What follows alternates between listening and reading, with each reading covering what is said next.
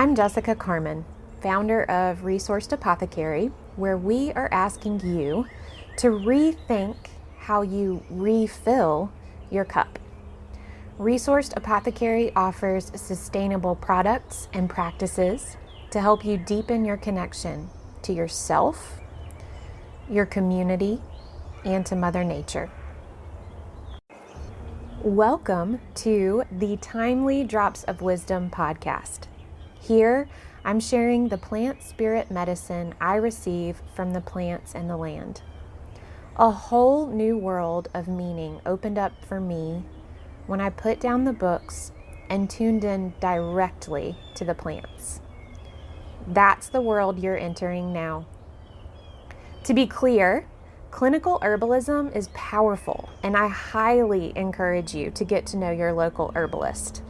I assure you that they are a wealth of knowledge and can play a huge part in your healing journey. In this space, though, I'm sharing wisdom in the form of messages and teachings. This is less about herbal actions and constituents and more about the energy and spirit guiding all that. In the fall, when I went to harvest Marigold, she taught me a big lesson about abundance. I said hello and made an offering, and I asked if she still wanted to be part of the bath teas that I planned on making. And when she said yes, I clarified that would mean I would be gathering a lot of petals. She said she invited me here to take what I need. I said thank you and started my mindful harvest. For me, that looks like saying thank you each time I pick a blossom and trying not to take too much or to disrupt any stems or blossoms that are homes for bugs. When I had worked my way around all the plants, I looked at my basket and it was maybe 1/3 full. I looked up at the plants and saw that it looked like I hadn't harvested anything. So I went back in to get more. I started noticing buds that needed deadheading and did that too. And when I started fretting about taking too much or disrupting the plant itself, Marigold spoke up. She was stern with me. She knew she had called me in. She knew I would be taking many blooms.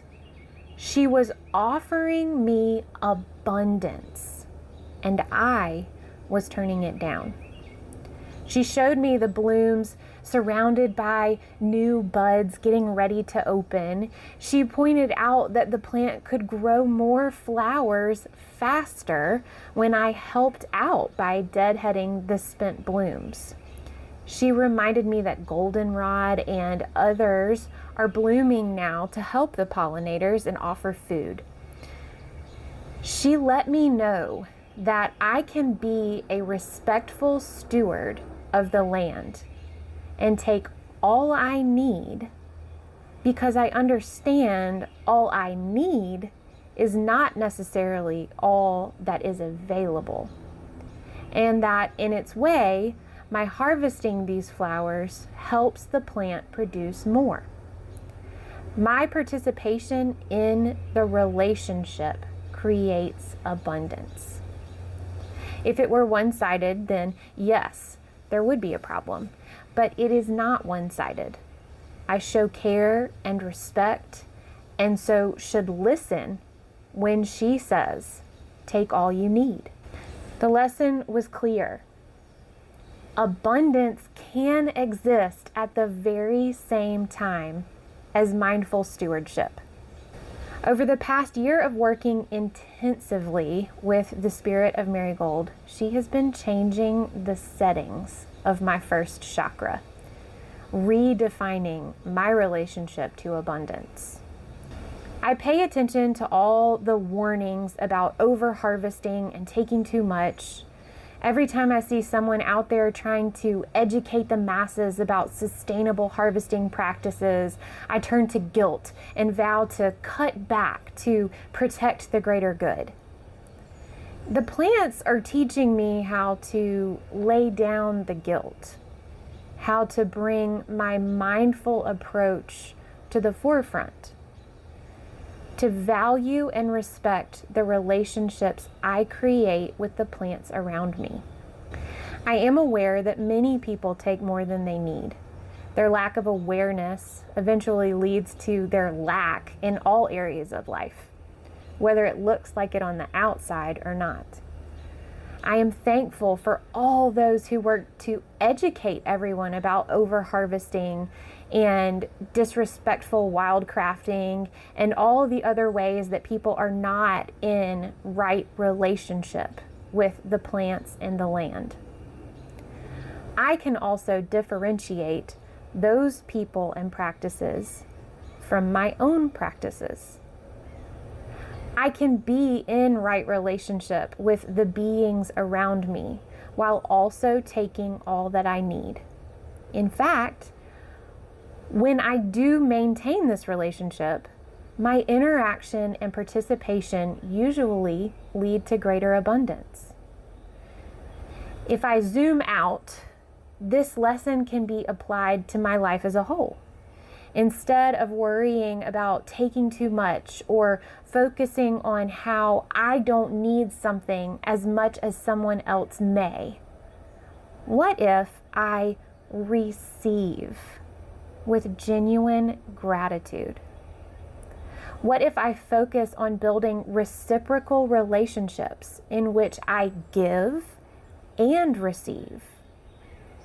What if, when something is offered to me in good faith, I don't immediately decline or begrudgingly accept? What if I accept with gratitude, understanding that reciprocal means both giving and receiving? Can I experience joy in both acts? Can I experience gratitude in both acts? Can my receiving a gift from another be a blessing in itself? What about you? Are you open to receive? Truly open? Could you use some first chakra healing and balancing to allow a greater feeling of safety when receiving? Can you see yourself as worthy and deserving of reciprocal relationships? I know I am still leaning on Marigold and Rose too for help in recalibrating my conditioning around receiving and worth. I'm thankful for their medicine and want to remind you that when you are ready to be in relationship with these wise ones, they are ready to support you. Thank you for receiving this bit of plant spirit medicine. I hope it serves your very highest good. I am serious when I say I'd love to hear how this wisdom comes through for you. In the show notes, I have linked to my blog where you'll find the transcript from today, and we'll have the opportunity to post your comments. If you'd like to connect outside of this podcast, come find me on Instagram at resourced.apothecary, or send me an email at info@resourcedapothecary.com.